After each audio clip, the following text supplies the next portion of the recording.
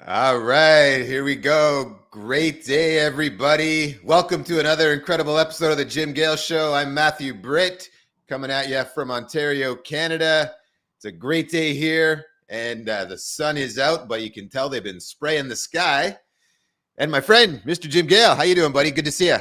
Oh, I'm doing fantastic, Matthew. It's good to be here. The last couple days have been so nuts. My phone disappeared, and I think it's in the bottom of the lake. I don't recall how that could have ever happened, and I had no substance is in my body. There's some weird stuff going on, but anyway, I've gotten through the reprogramming. I've got a new phone with a better camera, and now I'm just glad to be here. That's fantastic. Do you have Find My iPhone turned on? Because that might point you to the middle of the lake. What I really want to do is lose my iPhone altogether and never find one again. But yes, for now, I do have it turned on. Nice. Well, we have an incredible guest with us this morning. Lisa Jendza is joining us. Lisa is with Freedom Kitchen, where she's working to inspire children around food and cooking and good nutrition. So, Lisa, welcome to the show. Oh, thanks for having me, you guys. It's a pleasure. Well, we're thankful you decided to join us today. And why don't you start by just letting everybody know a little bit about you and your background, and we'll take the conversation from there. Well, I have a tech background, so I understand Jim's frustration. I spent the first half of my life in technology as an engineer and a consultant, and ended up resigning from Hewlett Packard in my attempt to, I guess, save the world. I started teaching as a health coach. I started teaching detoxification, which led to diet, because you really can't talk about detoxification without addressing food. And after teaching adults for more than a decade, I started teaching kids. And I have learned so much and realized how important this work is. And when I hear Jim talk about putting together like a farming academy, I'm like, yes, that's what we do with Freedom Kitchen Kids. I'm in the kitchen with them and teaching, but also learning from them. I love what you're saying there about learning from them. Yeah. And not just having the position of I'm teaching them all the time. I've experienced the same thing. I have 2 young children. The oldest is almost 4, and the amount that I have learned from the children it boggles my mind how much opportunity there is for me to learn from them. And I find that, being a young father, I mean, I haven't been a father for long sense of the word. It's fascinating how I get to not only see what my children have done for me, but also being around other parents and seeing how they interact with children, and just trying to not pass judgment on anything, just observing and watching and listening and seeing the different opportunities that there are for learning for all of us from the kids. So I love that you say that. Yeah. I come from the generation that my cat wants to be on camera, I think. I come from the generation where we were seen and not heard. And I think that we're getting smarter. I was not this wise with my own children. I felt I knew better. I prioritized my career. I was a workaholic, and I was tired. I was tired from working full time. And so I didn't pay attention to my kids. And I'm getting an opportunity now to do a do-over with all of the kids that are coming through my classes. And now I realize just how much we can learn from them if we slow down and if we're present and we listen. They're very, very intelligent. This is the generation we need to be talking to, because when I look around at the world that I was a part of creating with technology, I don't really like where it's headed, but our kids aren't being given the option. That's really what I'm doing now, is I'm opening up communication and dialogue and planting seeds, because the kids are the future. It sounds so cliche, you guys. Every time I even hear myself say it, the kids are the future. We've all heard that, but how many of us are really putting our stock there? Yeah. That's so profoundly said and so important. I have a 3-year-old daughter, Sophie, And when I slow down and just sit with her, which I do multiple times a day, and listen to her, she blows my mind every time. She is so wise, and she gets things that I couldn't even imagine that she would understand. And I'm just so thankful for everything you're doing, because this is the biggest thing in our world right now, is to help guide the kids, or allow them to guide us. When Sophie comes to Galt's Landing, she is in paradise. She goes, I don't ever want to leave Galt's Landing. She goes from one fruit tree to the next fruit tree. She goes to the beehives and to all the different things. She loves picking up eggs and petting the cows. It's so much fun. It's so natural. Yeah. What we've done is we've made life unnatural. And we think that taking them out to pick up the chicken eggs is unnatural, but that's actually the most natural thing. And so if we can just get them back to nature and tell them it's okay, because society has conditioned us that we need to go to college, get a degree. I mean, I did all that and I found it was empty. Yeah. Mm-hmm. I did everything I was told to do, right? But something was missing. And I want kids now to know to let go of the stereotypes and the peer pressure of what society expects from you. That's the only way they're going to be able to follow their own inner guidance. I love when you say understanding, not understanding. It's a big difference. And getting them back to their inner wisdom is really what we should all be focused on. Oh, that's so true. I got to show you all what's going on. And as the operator, the founder of Freedom Kitchen, tell me what you think about beehives and producing your own honey. Oh, I love that. I have a beekeeper here in Lake Orion, Michigan, and I get all of my honey for my cooking classes from him. Wow. It is so amazing. These hives have been only producing, we only put them up maybe like 9 months ago or so. And we've got about 40 pounds of honey already right here on the property. 40 pounds of honey has an incredible value. And it's just so neat to see this process and learn about it. And honey is one of those things that's completely non-perishable from my understanding.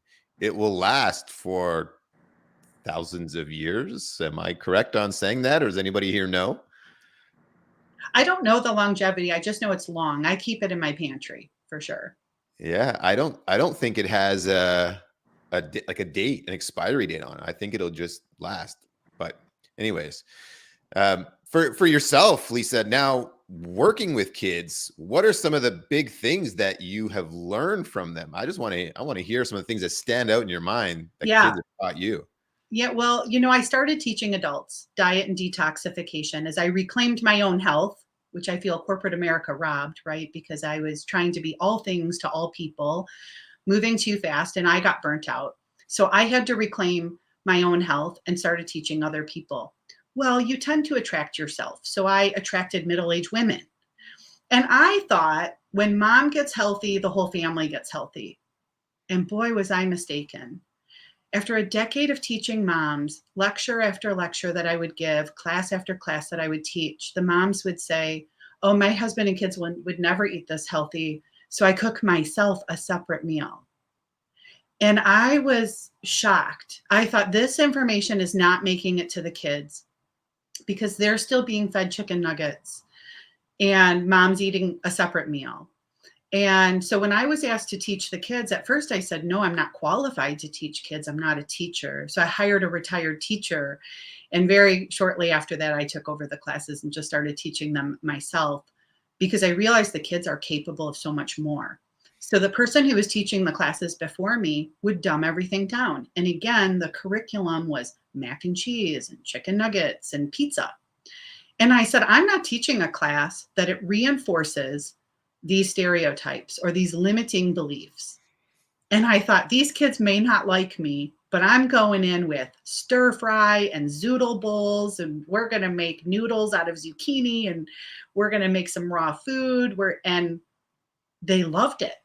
I was only about 6 weeks into my first semester, and I prayed one morning, dear God, show me if I'm on the right track.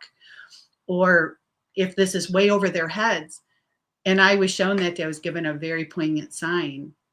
The questions that they started asking me proved to me that they could comprehend what I was sharing.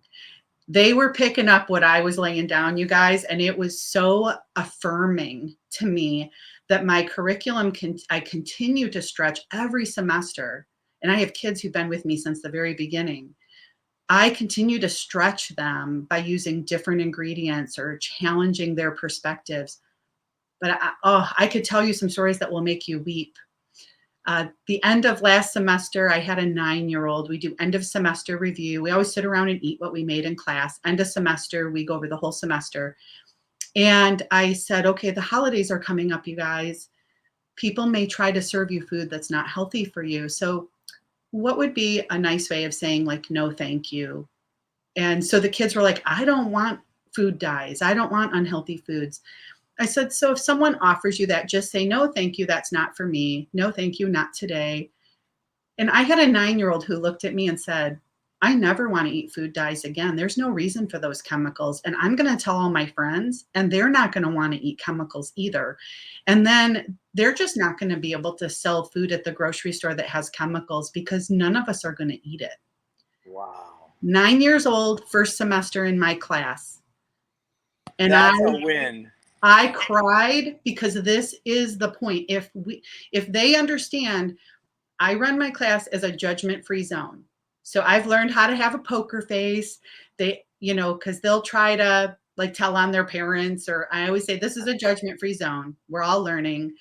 But the kids open up and they talk to me and they tell me things, but they're processing, right? And so I just say, why would there be food dye in this? We made lemon meringue pies, and they got done making their lemon meringue pies. They made them for Easter last year, and they impressed their whole family. They all learned how to make lemon meringue pies. They juiced their own lemons. And I said, oh my gosh, we forgot the yellow food dye. And all the kids are looking around and they're like, Miss Lisa, we followed the recipe. And they're looking at each other and they look at me and they go, Miss Lisa, my pie is yellow. I love it. And so I'm in every class, I'm making something funny or a joke, or I'm planting these seeds or asking them these questions. And the kids will look at me and say, if making Jell-O is this easy with fruit juice and gelatin, that's all you need, why do we buy the instant stuff at the grocery store? And I say, oh, because they don't think you're smart enough to make it yourself. Oh, I love that. That is so cool. So these kids are showing me, though, like, wait, no one ever told us this. If someone would have just told me. And, the problem is adults are confused about nutrition. Adults don't know how to make Jell-O. And we've lost this whole generation, my generation that went to work. There's a gap now in knowledge that is not getting passed down. And I am on a mission to go back to traditional methods, soaking, sprouting, growing, cooking, canning. I'm learning how to can, pressure can. And because we can't lose that knowledge. And the kids, they're being pushed into STEM classes and completely overlooking what's considered the soft skills. And I say, wait a minute, cooking is a survival skill. Mm-hmm. This isn't a soft skill. It's a life or death skill. It's a life skill. Yeah. Yes. Oh, that's amazing. I've often said that the grandmas in Costa Rica know more about healing and health and nutrition than all the doctors in Costa Rica or around the world. It's in bringing it is a lost art. It's a lost knowledge, but it's not completely lost. And thanks to you, you're bringing it back. And we need more people like you, Lisa, that bring it back. In fact, I'm really excited to integrate your knowledge into the Freedom Farm Academy model everywhere. Yeah, I would love that. The kids are really my inspiration, because I've been trying to teach this, like I said, for 16 years. But it seems to land better with the kids. Adults, it's a little more challenging because they're very set in their ways. The kids they're open and they want to learn. It's just no one's having the conversation with them. So I've been challenging other health coaches. There's 250,000 of us health coaches out there. I've been challenging other health coaches. Why are you working with middle-aged clientele instead of working with the kids? No one's thinking about the kids, but that's who we need to be working with, because that's the true prevention. When people say, when I hear doctors, functional medicine practitioners, health coaches say they're teaching prevention, you're not teaching prevention if you're waiting for someone to come to you who's sick. Yeah. Right. That's not prevention. Prevention is getting ahead of the curve, getting in front of it so that people don't get sick. That's when I made up my mind that this was where my time was better spent. Yep. If everybody could really understand the old saying, an ounce of prevention is worth a pound of cure. It is so ridiculously and joyfully true and simple to prevent all the disease by teaching, learning what you teach, and then practicing it. This would probably upset a lot of people, especially in the medical community, and those who think that they're practicing prevention. But if their only way of making money is for someone to come to them when they're sick, and they haven't figured out how to create their own flow of income or revenue on prevention, then they're not invested in prevention, because their income is coming from clientele who's seeking help because they're sick. And so I'm really challenging in the groups that I run in of health coaches and functional medicine practitioners. I'm really challenging everyone when they tell me I have a protocol to reverse type 2 diabetes and a protocol to reverse Hashimoto's. I say, what are you doing to prevent that? Go teach a class to kids. Get in the schools. I mean, and I'll tell you, the public schools is a whole nother conversation that we could have, because there's a challenge there, because the public schools are basically government schools. So that's another challenge. But prevention means that we prevent it, not reverse it. That's another thing entirely. Yeah. You make such a good point there on the opportunity for the health coaches to be working with kids. And they don't just have to switch away from working with the middle-aged mom and dad. They just include the children in that conversation. I would see as a massive opportunity. And what that would do for the kids, in my personal belief, is that the kid would feel like they're worthy, they're important, they're included instead of excluded from the conversation. It's treating them like they're a human that has value to add to the conversation. And because mom and dad are including them, because the health coach is talking directly to them, the impact will be drastic. I'm so glad you brought that up, because this is what I have witnessed, is that the kids now are causing, it's a grassroots effort, and the kids are causing the family to become healthier, because the kids are questioning and they're stating they want the healthier option or food and they want to cook. And what I have seen is almost a role reversal in many of the families that have come through my program. The kids want to help with meal preparation, and many of the kids are cooking not only their own meals, because I teach them how to meal prep their own breakfast, lunch, snacks, so that they're prepared for the week, but they are now stepping up and cooking dinner for the family in many of the families that have come through my program. So there's something that happens about that contribution, their contribution to the family, and they're treated with a new level of respect, instead of, now mom doesn't feel like her kids are a burden, like, oh, now I have to cook for all of you. And I say that from experience, personal experience. It was a burden to me, which is why I fed my kids 20 some years ago out of boxes and drive-throughs. And so I truly do run this as a judgment-free zone. I have no room to judge, but it is beautiful to watch the role reversal. And now I think back, if I would have taught my kids how to cook, they could have, I came home from work very late every day and I was on call. I did network maintenance in the middle of the night. So I was always crabby. I was always sleep deprived, and my pager was always going off. So I couldn't focus on anything for longer than 5 minutes.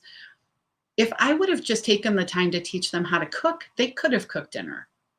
Wow. Yeah, this is amazing. There's ideas that are going through my mind with regard to the Freedom Farm Academy and how we integrate what you teach. The kids could actually cook like once a week. They could prepare the family dinner at the school and then bring it home like on a Friday night or whatever night makes the most sense for the parents. Maybe one family per week or something. And that could be such an incredible way to show what's happening at the school and also to teach the parents about how to prepare these amazing meals. Oh yeah, because the kids take so much pride in what they created. You got to remember, this is creation. So that's why that docu-series I put together, A Fork in the Road, is moving them from convenience to creativity. So this is what we talk about. We talk about moving to creativity in a way. My generation was focused on convenience, and that has not served us well. This generation, if we can focus on creativity, but that's something they take pride in. I created this. And so let me tell you, at the end of class, they get to serve whichever parent or grandparent who comes to pick them up from class. Never fails. The kids will say, can I take one home for my dad? Can I take one home for my sister? Can I take 5 home for all of my brothers and sisters? And so there is such a level of pride. We don't have to tell them to cook for their family. They just will. Oh my God, that's exciting. I can see this happening at Goss Landing where we're creating this school where they bring food home for their parents. And oh, it's going to be so much fun, Lisa. I can't wait to collaborate with you on it and then show how this can scale because that's what it's all about. We need to reach a lot of people right now. We get to. It's the opportunity of a lifetime to reach a lot of people with this wisdom right now. I often hear you in my head saying, I get to, especially when I'm packing for cooking class every week. And oh, I have to pack for cooking class. I go, no, I get to. It's a lot of work. There's a lot of prep, but there's something magical that happens when I step in the kitchen with the kids. It's just such a beautiful experience to watch them. And probably just something I wouldn't have appreciated. I hadn't slowed down enough the first half of my life to really appreciate this. But what surprises the parents is when they learn I have 4 degrees and I have a technology background, and they're like, why are you teaching this? And I say, because this is more important than STEM. I am a consultant. I'm a strategic thinker. I can look at the big picture. I went into underperforming accounts to turn them around. And I'm looking out at society saying, what's lacking? Our kids are lacking critical thinking ability and survival skills. This is the most important thing. It's the foundation. I just recorded a video for International Women's Day for the school that I teach for on the parallel and the importance of cooking, even if you want to go into a high-tech field. That's fantastic. Wow. So tell us a little bit about your curriculum. So my curriculum is every semester we go breakfast, lunch, dinner, and snacks. And so I change the recipes every semester. I have kids that return. I will teach them how to improvise and how to modify, right? So there's always some lessons that I bake into every semester. Like we do a lunch segment for a few weeks where we meal prep lunch boxes. And so by the end of 2 or 3 weeks, I say, whose responsibility is it to make your lunch? And they stop saying mom and they start saying me. And I say, right, you're responsible and you're capable of doing this. And so I have ages 5 to 18. So clearly the younger ones, we need to have things without knives and ovens and stoves if they're going to make it by themselves. So like yesterday, we did energy bites or energy balls that did not require any sharp objects. So they could literally go in the kitchen and make those themselves. And then we learn how to swap different ingredients. And so the kids start learning, oh, well, I could use cashew butter, almond butter, sun butter, tahini. They learn what all these things are. Throughout, I'm teaching them like why many people have peanut allergies. Peanuts are high in mold. I teach them that no matter what they make, they need to ask someone if they have food allergies before they serve it to them.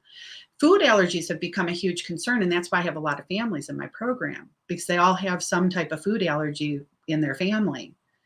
And so I'm teaching the kids, how do you swap out an egg? How do you swap out peanut butter? What can we use in place of gluten? They learn, we take oats, we put them in a food processor, and they make their own oat flour. So we're taking the mystery out of everything. I go, you don't need someone to make you oat flour. Put the oats in the food processor and look, now we have oat flour. And then we bake like a cinnamon streusel. They learn that Ceylon cinnamon is good and not cassia cinnamon. And you know, the parents look at me and they're like, I never knew this. And I said, I know. Oh my gosh. Do you know the difference? Because we've got a cinnamon tree right here and I go scrape the bark and it's cinnamon. It's amazing. Yeah. I don't know I can't identify the tree, but I can send you some videos on how they'll confuse us at the grocery store. Is you'll get cinnamon, it'll say Saigon cinnamon. Okay, well, it tells me where it's from, but it doesn't tell me the type. And the food industry is just notorious for this kind of stuff. They just confuse everyone. And so we just have to become food detectives. And that's what I teach the kids. And so they have fun with it. I'm like, we're just going to become a food detective. So what's really in that? Do we really know where it came from? They learn about soaking, sprouting.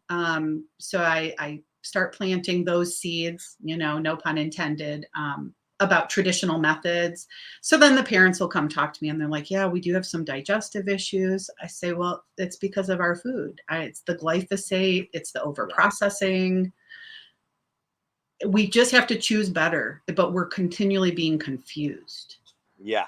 Yeah. And that's by design. And that's why it's so important what we're doing, is because the food supply chain, the food whole industry has been used to enslave and dis-ease humanity. So the solution is exactly what we're doing and what you're doing. And I would argue with a lot of the food allergies today, specifically around the peanuts, there's some tie into things that are injected into our little ones very early in their life that are causing a lot of these allergies, or have direct relation to why the allergies are so prevalent today.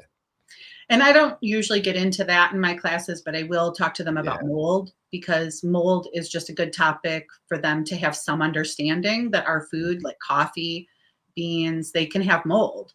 And so we could have an allergic reaction or not feel so good when we have those things, which Are those called mycotoxins? Yeah, mycotoxins. Yeah. Yeah. So that's why I talk about the peanuts, but I'm really preparing them to think. Like, think about the ingredients you're using. Where did these ingredients come from? Think about what you use before you serve it to somebody. If your friend is coming over and has a peanut allergy, how could you make these different? Oh, I can use sun butter. I can use tahini. Right. So you have to be able to think, critically think, improvise, problem solve. These are all things we do. And intentionally, I'll hand them the wrong size measuring cup. And I'll say, oh, we only have this size measuring cup, but this is how much you need to measure. So I make them do math. Yeah, I love it. I make them critically think. And so in a kitchen, we can teach so many lessons. Yes. Really, I mean, the foundation of life lessons is how to prepare food. It's amazing how fundamental it is, and yet how far we've gotten away from it for the idea of convenience, which is a complete lie. It's radically inconvenient to stop at a fast food place and eat poisons. We think that we saved 15 minutes or 40 minutes, but we really just lost a lot more than that. We just lost 10, 15, 20 years of our life. Yeah, you know, I've done some more research on that, and Dr. Joe Niflin has a book on processed food addiction.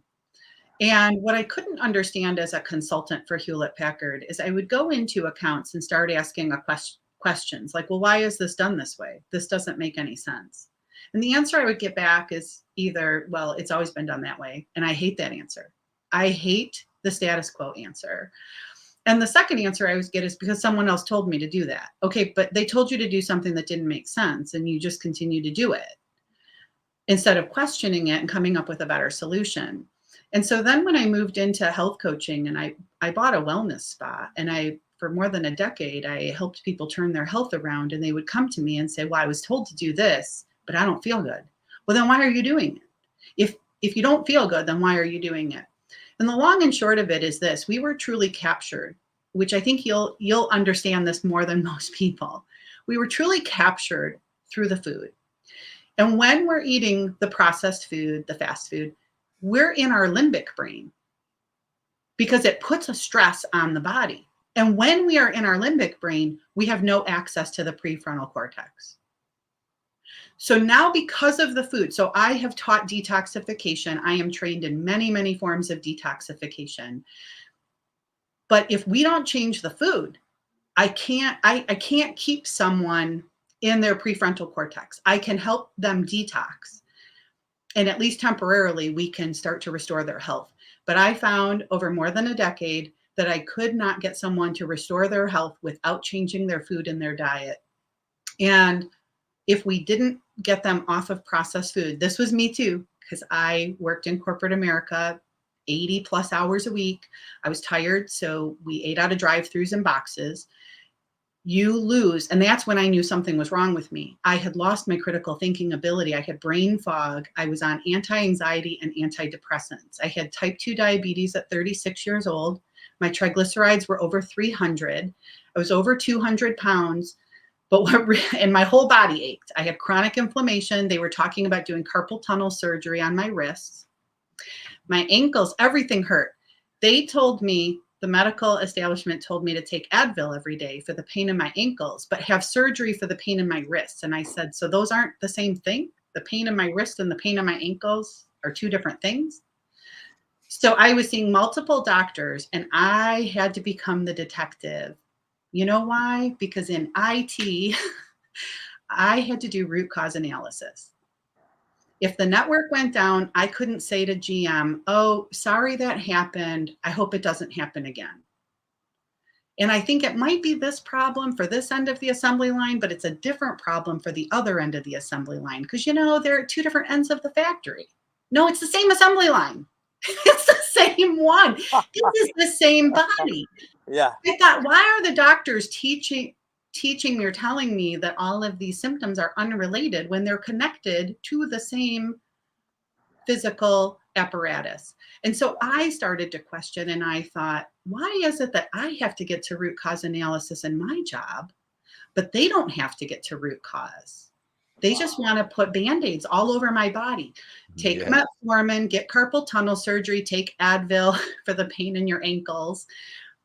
And it was all chronic inflammation. It was all diet and detox. I had been a smoker of 20 years.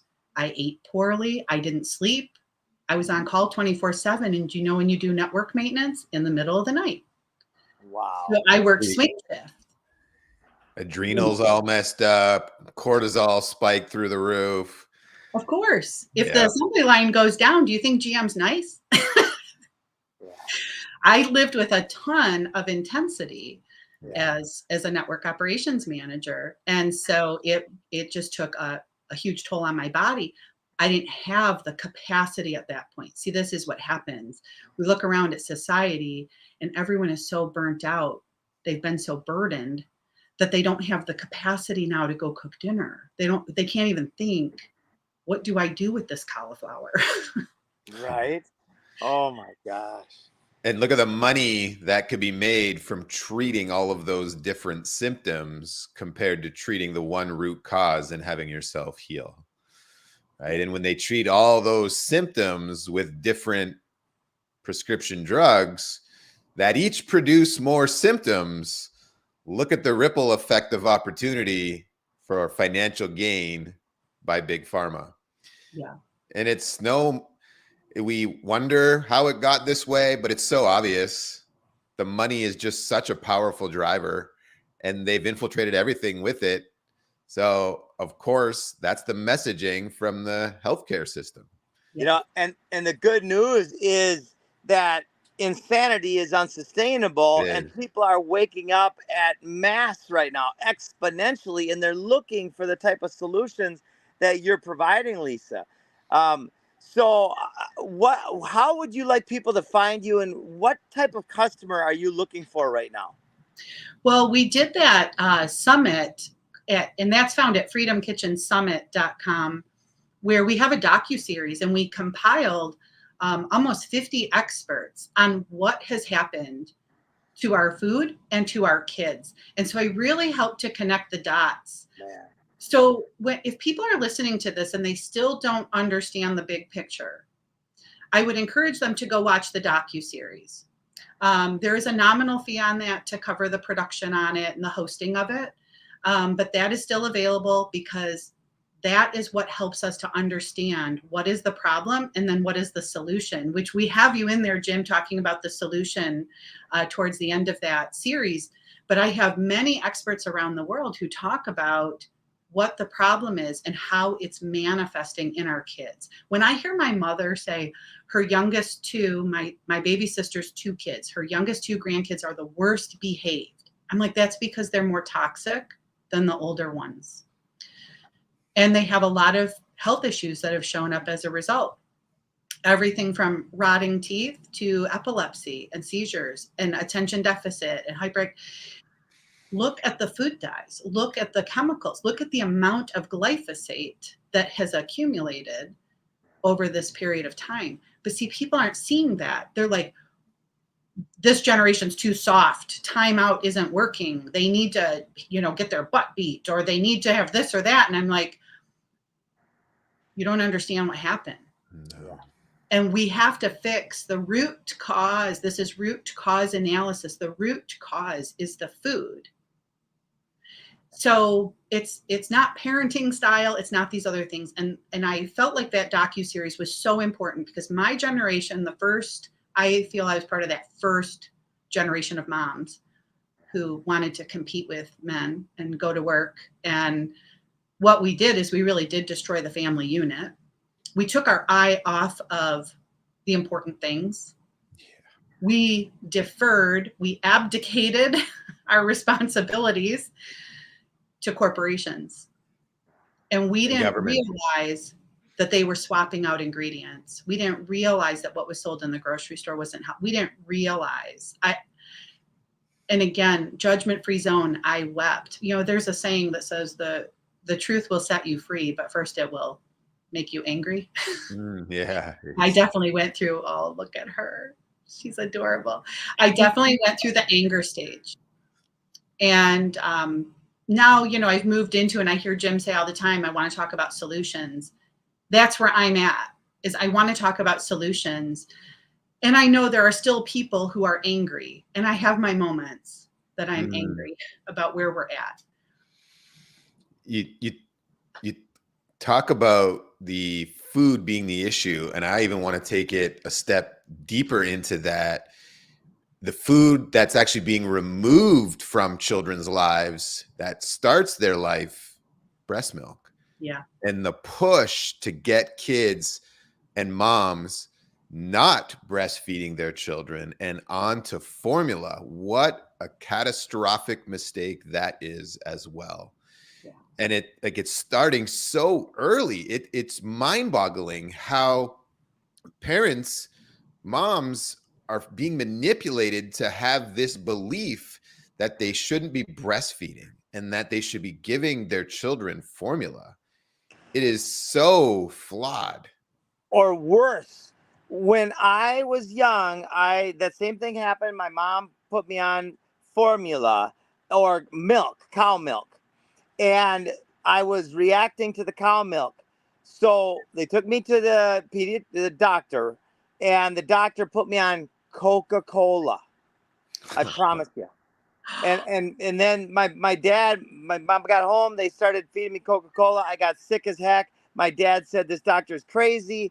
And then I don't know what happened after that, but that's a true story. And one of the infinite amount of reasons where I've taken my faith completely out of the medical and dental system. Yeah. Yeah. Matthew, I couldn't agree more. I was of the era of women can do everything men can do and better and get back to work. And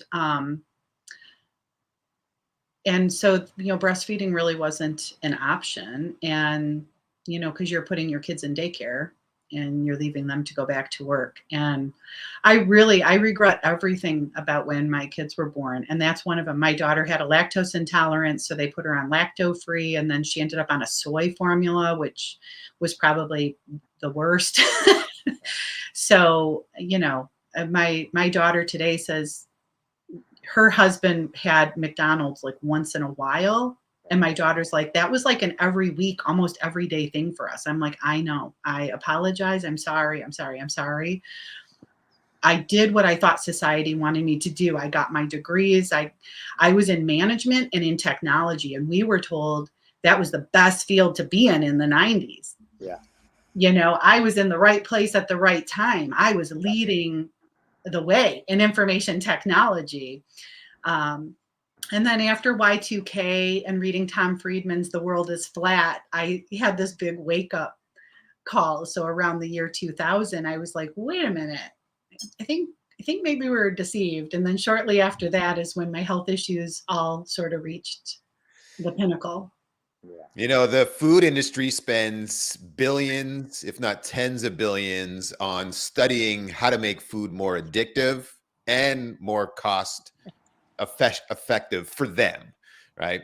But there's another thing that is very detrimental to people's health, and it has to do with convenience, and it has to do with, again, the busy mom and dad wanted to heat things up for their kids, the microwave.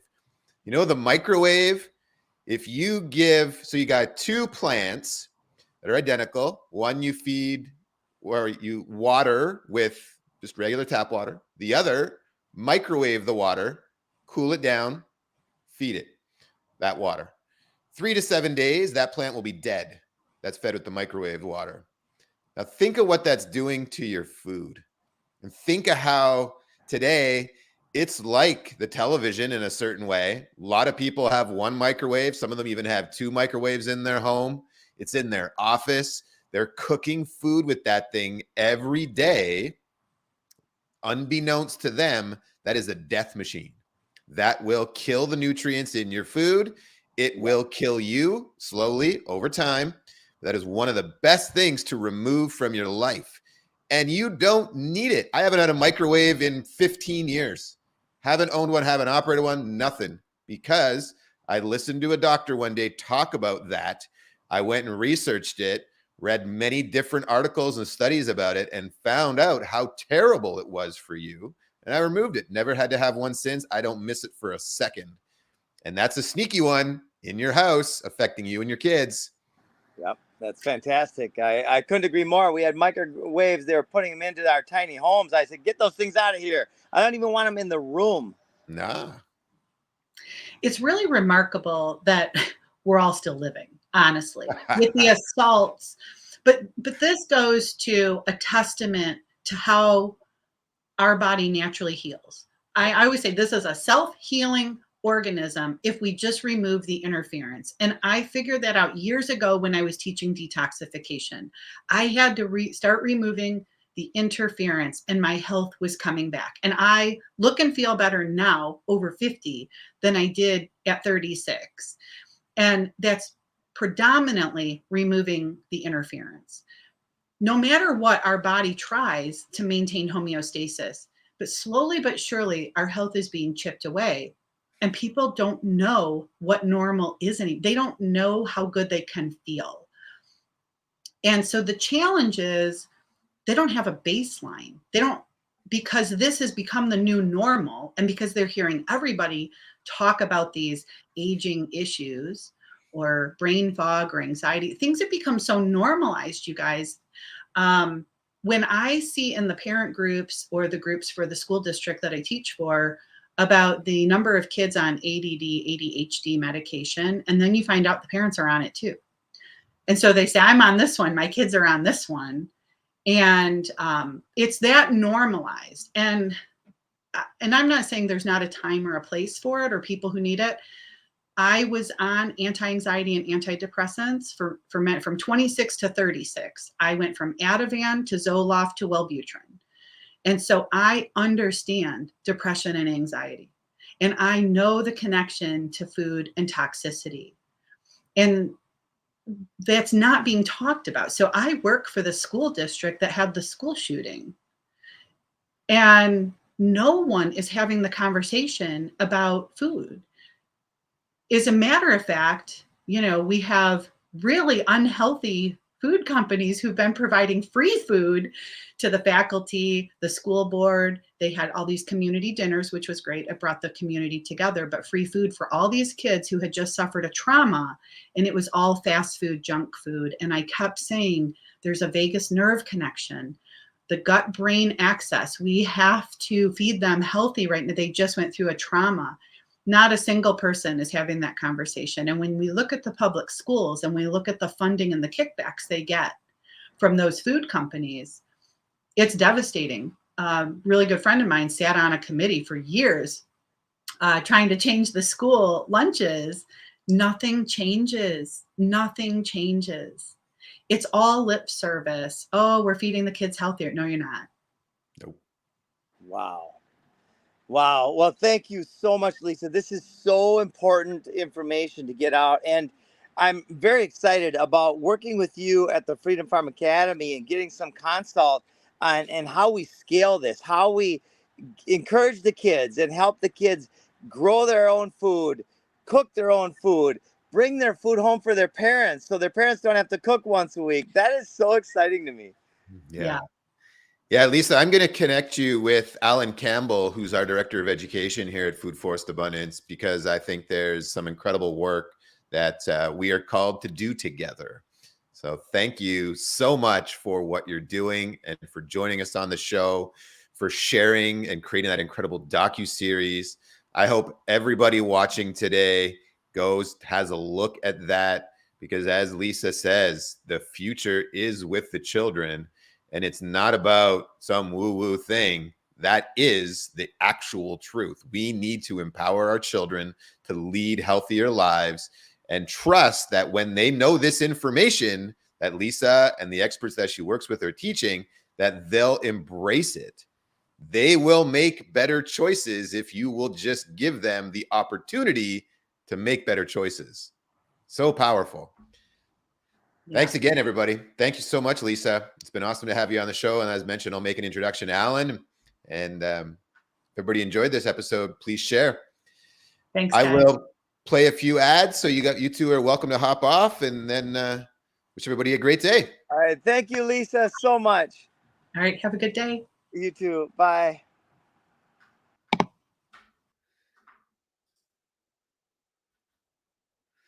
Hope everybody enjoyed the show today. Always fantastic to hear from experts who are taking a different path. As Lisa talked about there, if you're a health coach, what an incredible opportunity for you to start focusing on impacting children, working with your clients, but inviting them to bring in the kids. And not every child will come along when mom and dad ask them right away, but if you're persistent on it, they will. And not every parent may want to right away. But again, if you continue to extend that offer and put your hand out, the kids will, parents will eventually bring the children in as well. So it's a valuable opportunity for you. Play a couple ads and then we'll let you be on your way. At Weston A. Price Foundation, we're dedicated to restoring nutrient-dense, farm-fresh foods to the human diet. We look to ancient food and health practices for clues on how to live our healthiest, most vibrant lives today. Join the mission and check out our exclusive membership details at westonaprice.org. As a member, you'll receive our quarterly journal on wise traditions in food, farming, and the healing arts, our annual shopping guide, monthly access to private Q&A sessions with experts, consultations on state laws, regulations, and policies, including food freedom legislation, and so much more. Weston A. Price Foundation. Let's return to wise, traditional foods.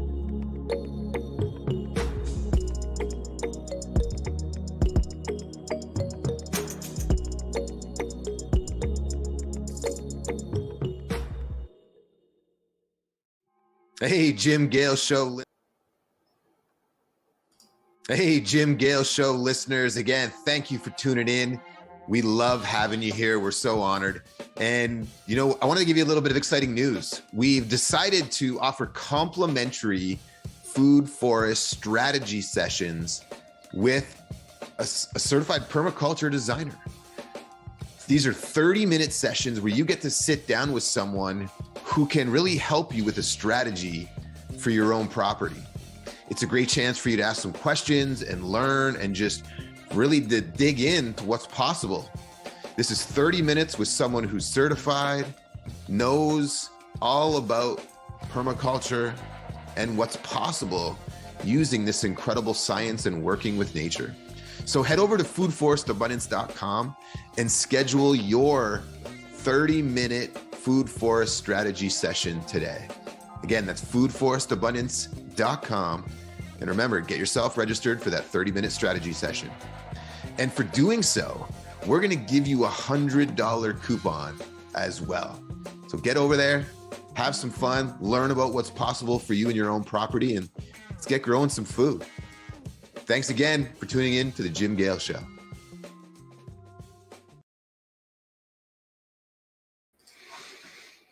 Thank you again to everybody for joining us. Hope you enjoyed this conversation. I found it fascinating, definitely learned a lot, and things I'm going to go apply to my life with my family. And we have another actually episode coming up in about half an hour. Speaking with Hava from Hava Wellness. Hope you'll join us. Have a great day.